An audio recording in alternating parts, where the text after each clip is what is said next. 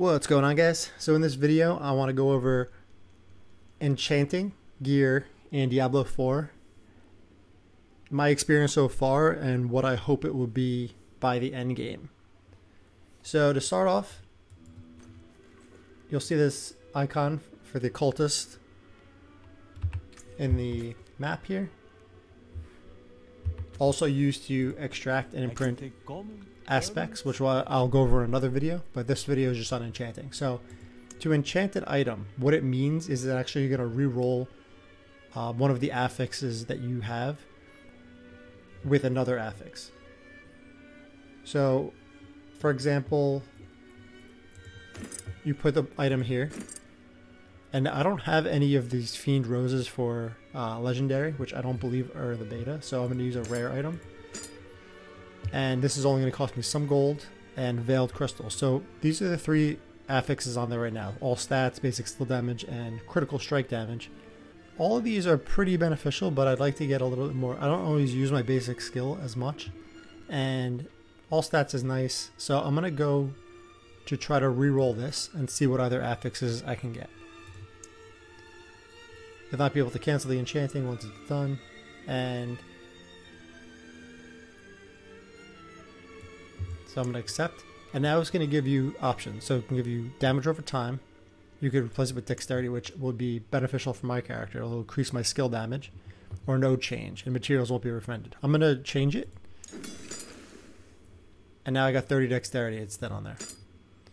Now, where it gets expensive is the gold sink on here. It costs 17,000 for my next one, and I'm going to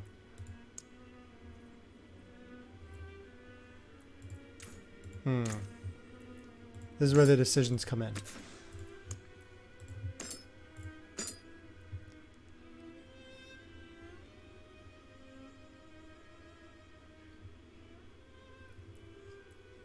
So if I want to go again, I'll try just for this video, 20,000.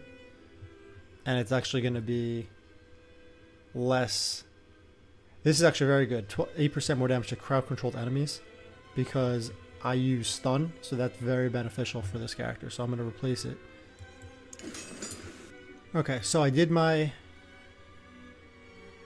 enchanting on this, and I have 7.8% damage to crowd controlled enemies. So ideally what you want to do is get rare items, reroll the stat that you really don't want, or the affix that you really don't want, the least of the three, and reroll it until you have something good, and then you can add a legendary aspect to that to make it a ideal item, because it costs more resource wise to get it up to legendary and then enchant it, so you want to do the enchanting first.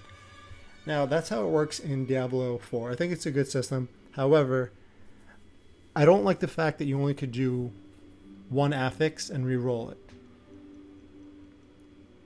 I mean, you're paying a high cost of gold and resource, so it's either they should lower the cost of the gold, or give us the opportunity, if it's that expensive, to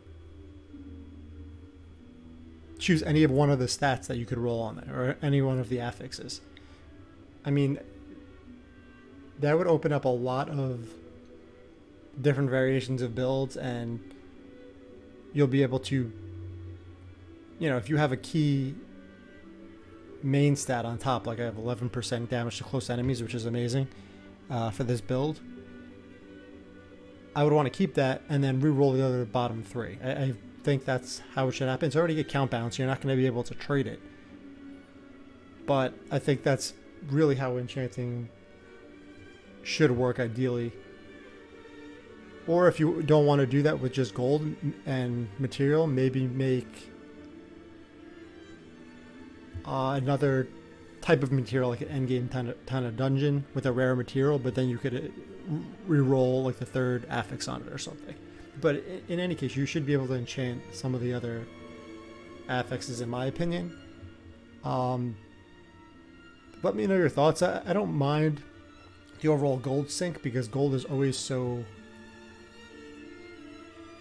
pretty much worthless in other Diablo games towards the end game, because there's not enough gold sinks. But so I don't mind that.